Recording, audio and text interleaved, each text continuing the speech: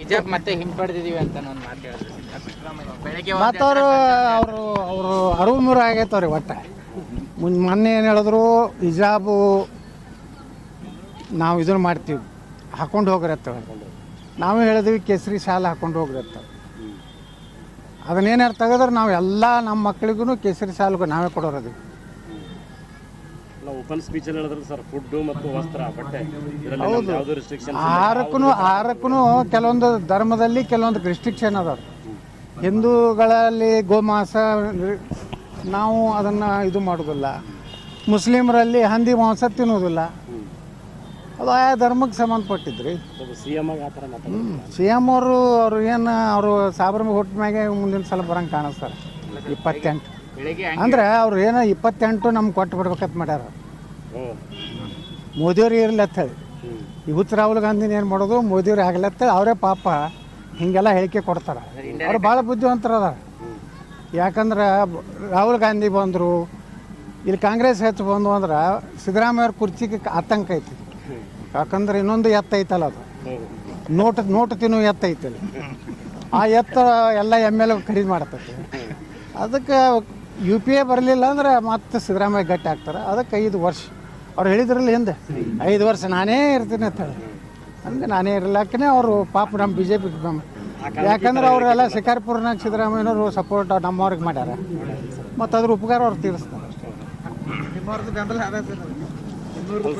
ಅಲ್ಲ, ಈಗ ಶಿಕಾರಿಪುರನಾಗ ಕಾಂಗ್ರೆಸ್ ಅಭ್ಯರ್ಥಿ ಡಿಪಾಸಿಟ್ ಹೋಗ್ತದೆ.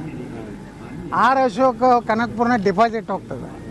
ಪಾಪ ಅದು ನಮ್ಮದು ಸೋಮಣ್ಣವರು ಆರಾಮ ಆರಿಸಿ ಬರ್ತಿದ್ರು. ಅಲ್ಲಿ ಯಾವುದು ಗೋವಿಂದರಾಜನಗರ ಯಾವ್ದು ರೀ, ಹಾಂ, ಅದನ್ನು ಒಯ್ದು ಅಲ್ಲಿ 2 ಕಡೆ ನಿಂದಿರಿಸಿ ಕೆಡುತ್ತಾನೆ ಕೆಡವಿ. ಅಲ್ಲಿ ಕಾಂಗ್ರೆಸ್ ಏನಾದ್ರಿ ಶಿಕಾರಿಪುರನಾಗ 60,000 ಹೊಟ್ಟು ತಗೋತಾನ ನಾವು ಪಕ್ಷೇತರ. ಅದಕ್ಕೆ ಕ್ಯಾಲ್ಕುಲೇಷನ್ ಮಾಡಿರಿ, ಅವು 8,000 ಡೆಪಾಸಿಟ್ ಹೋಗಿದ್ದು ಕಾಂಗ್ರೆಸ್.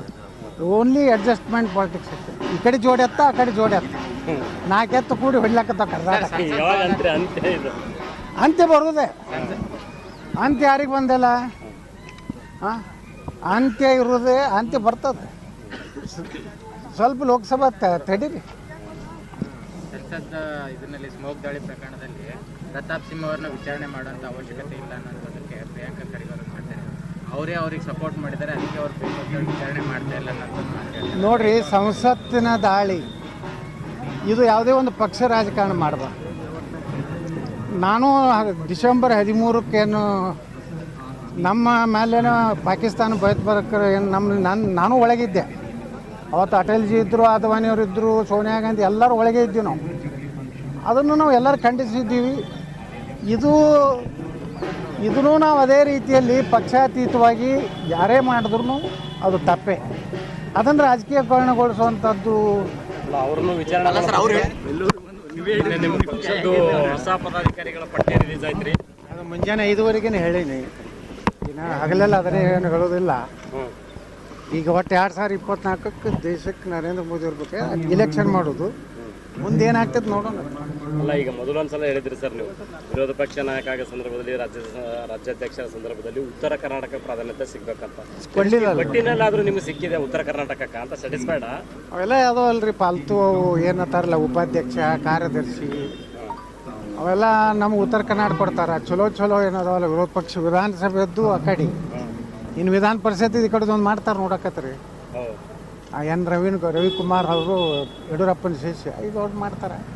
ಅವು ಉತ್ತರ ಕರ್ನಾಟಕ ಕೊಟ್ಟು ಹೇಳ್ತಾರೆ ಅಷ್ಟು.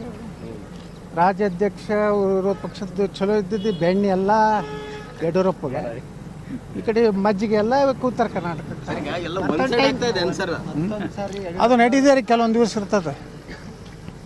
ಒಂದೊಂದ್ರದಾಗ ಹಂತ 2024 ಲೋಕಸಭೆ ಮುಗಿದ ಮ್ಯಾಗ ಮಧ್ಯಪ್ರದೇಶ, ರಾಜಸ್ಥಾನ ಹೆಂಗೆಲ್ಲ ತೆಗೆದು ಮಾಡೋದ್ರಲ್ಲ ಹಂಗೆ ಎಲ್ಲೂ ಮಾಡ್ತಾರೆ. ಅಂದ್ರೆ ಮುಂದೆ ಎತ್ತಾಳವ್ರ ಪರ್ವ ಸ್ಟಾರ್ಟ್ ಆಗ್ತದೆ. ಇಲ್ಲ ನಾನು ಪರ್ವ ಬೇಕಾಗಿಲ್ಲ. ನಾನು ಪರ್ವ ನಂದೇ ಸ್ವಂತ ಪರ್ವ ಐತೆ, ನಾವು ಹೊಡಿತೀನಿ. ಬದಲಾವಣೆ ಆಗುತ್ತೆ 28 ತೊಗೊಂಡು ಬರ್ತೀನಿ ಅಂದಾರೆ, ತರಬೇಕು. 28, 27 ಬಂದ್ರೂ ಅದಕ್ಕೆ ಕರೆಕ್ಟ್ ತಗೋತಾರೆ.